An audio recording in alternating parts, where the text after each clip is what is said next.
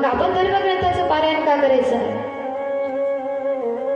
जर भगवंताची कृपा व्हावी वाटत असेल तर संतांनी जे आपल्याला सांगितलं त्याचं अनुकरण केलं पाहिजे. संसार करत असताना आपण घरदार किती चांगलं बांधलं, आपल्याजवळ पैसा पाणी किती आहे, आपल्या घरासमोर गाड्या किती उभ्या आहेत, आपल्या हाताखाली किती नोकर चोकर काम करणारे आहेत, हे महत्वाचं नाहीये, कारण हे इथल्या इथेच राहणार आहेत.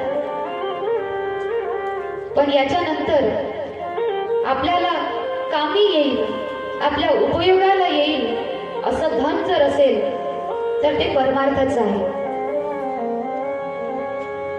ज्या धनाची कुणी चोरीही करू शकत नाही, ज्या धनाला कुणी लुटूही शकत नाही, जेवढं कमवलं तेवढं वाढत वाढत जाणार हे भगवंताच्या नामाचं धन आहे. राम